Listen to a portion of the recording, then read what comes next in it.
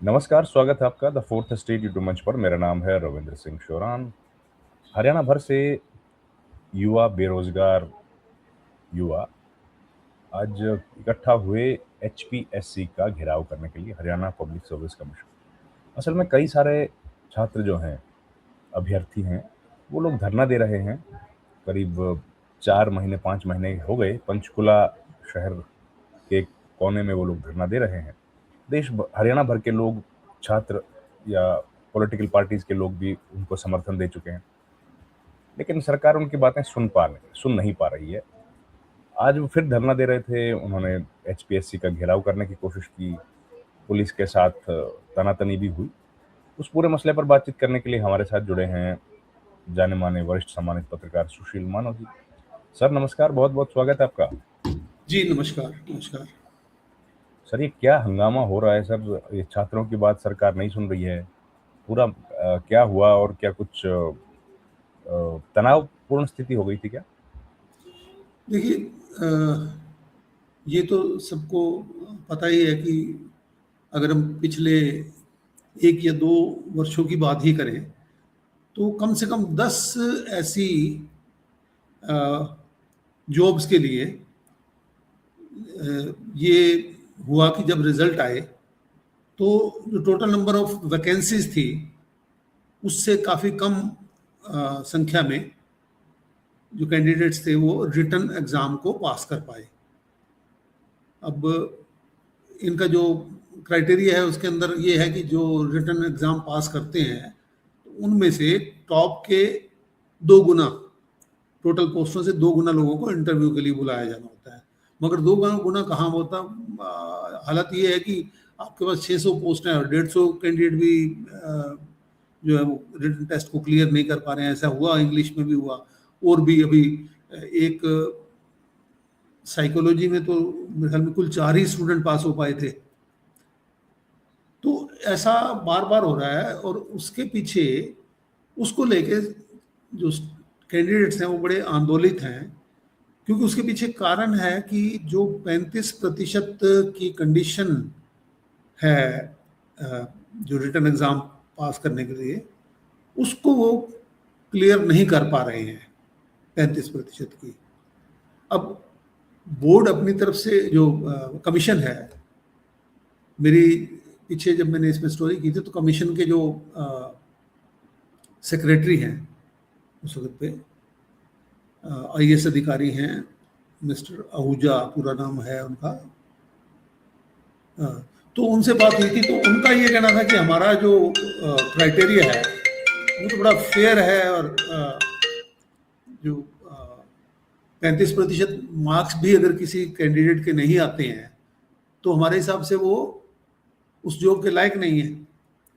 जहाँ जाके अगर मान लो असिस्टेंट प्रोफेसर की पोस्ट है कॉलेज काडर की, और उसको जाके वहाँ पे छात्रों को पढ़ाना है, और अगर वो 35% मार्क्स भी नहीं ले पा रहा है तो फिर आगे क्या पढ़ाएगा? जबकि छात्रों का ये कहना है कि उन्हें 3 घंटे के अंदर 15 क्वेश्चन करने को होते हैं और उसमें कोई चॉइस नहीं होती है। 15 आते हैं, 15 के 15 करने होते हैं। ठीक है। अब उसमें सबसे पहली बात है कि 15 सब्जेक्टिव टाइप क्वेश्चन 3 घंटे में करने का मतलब ये हो गया कि आप ये लगाइए कि एक क्वेश्चन के लिए आपको औसतन 180 मिनट है आपके पास, तो आपके पास 12 मिनट के आसपास का समय मिला आपको एक क्वेश्चन अटेम्प्ट करने का। जबकि हम जब सब्जेक्टिव टाइप के एग्ज़ाम देते रहे हैं, चाहे वो ग्रेजुएशन में हो या मास्टर्स में हो, तो मुझे ध्यान आ रहा है कि एक तो चॉइस बड़ी खूब होती थी, जैसे 10 में से 5 करने हैं, 8 में से 5 करने हैं और 5 ही करने हैं। तो 3 घंटे में 5 क्वेश्चन जो हैं वो ठीक से हो जाते थे, कोई दिक्कत नहीं आती थी। 15 क्वेश्चन अपने आप में बहुत बड़ा एक हो जाता है। अब मान लो किसी ने 15 में से 11 किए, क्योंकि 3 घंटे में तो सभी क्वेश्चन करना सभी के लिए तो संभव नहीं हो पाता जब तक आपकी उस हिसाब की स्पीड नहीं है। अब जिसने 10 या 11 किए और उसको 50% मार्क्स भी आ गए अगर, ठीक है, तो अब आप लगाइए कि उसने 10 क्वेश्चन में 50% का मतलब ये हो गया कि अगर 150 में से उसको 50 लेने हैं तो उसको 100 में से 50 आए तो वो पास तक पहुंचा। जो उससे कम रह गया, 48 ले पाया, 47 ले पाया, 45 ले पाया, वो सब चले गए।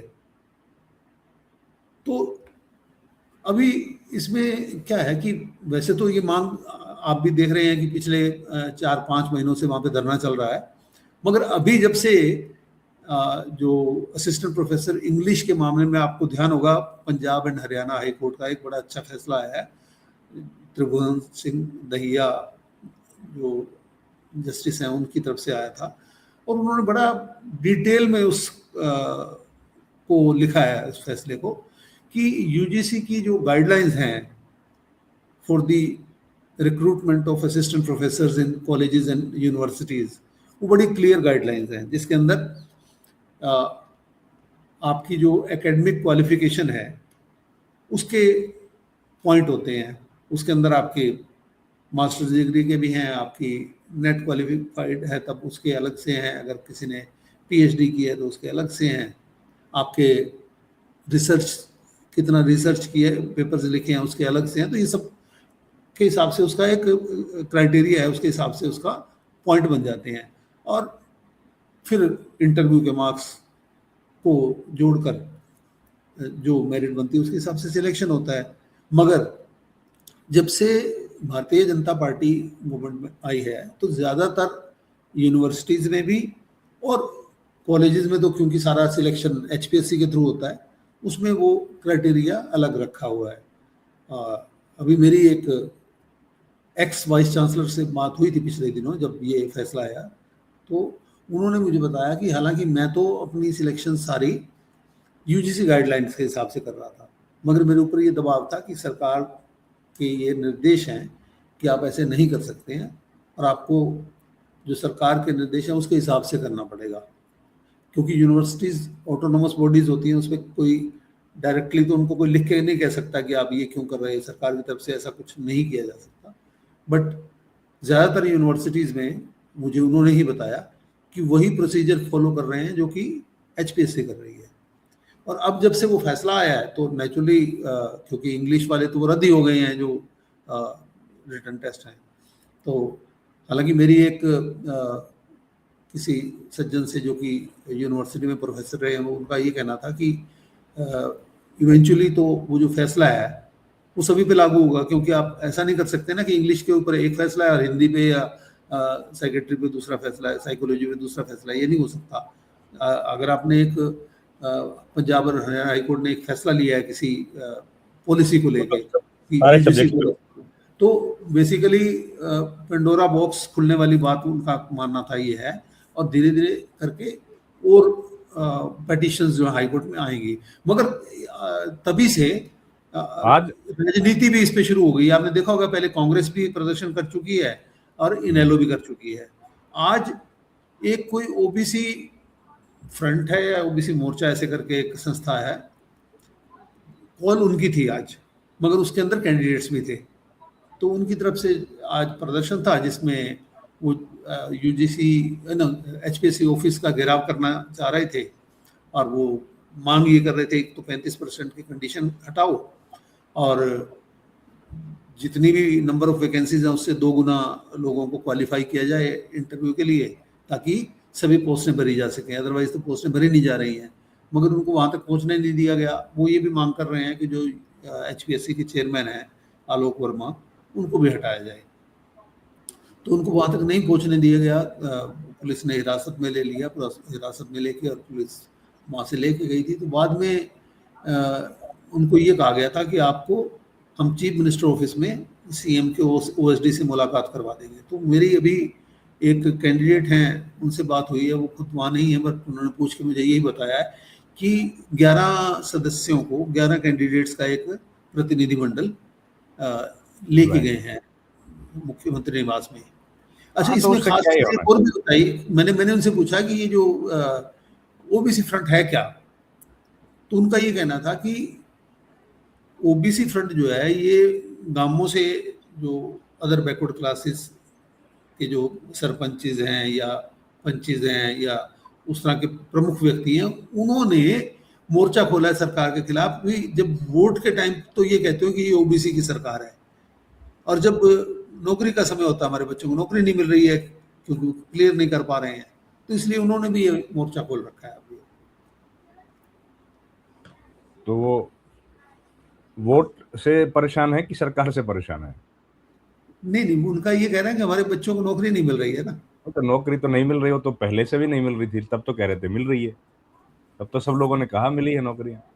नहीं तो देखिए, ये इसमें ये मसला तो कई साल से चल रहा है ना कि नौकरियां तो घट ही रही हैं लगातार। बिल्कुल बिल्कुल बिल्कुल, मगर वही बात है कि मैंने पहले भी बताया था कि जब जब भी हम कभी इलेक्शन के दौरान गए हैं, तो ओबीसी ने ये जरूर कहा। हाँ, हालांकि जब नौकरियों के बारे में पता किया कि किस तरह की नौकरियां मिली हैं, तो ज्यादातर वो ग्रुप डी की नौकरियां थी, जो कि हरियाणा HSSC की तरफ से होती है। चलिए, अब सरकार है जो, देखते हैं क्या निकलेगा इसमें से। पर आप जुड़े हमारे साथ सर, डिटेल में पूरी कहानी बताई। बहुत धन्यवाद सर आपका, थैंक यू वेरी मच। धन्यवाद जी, धन्यवाद।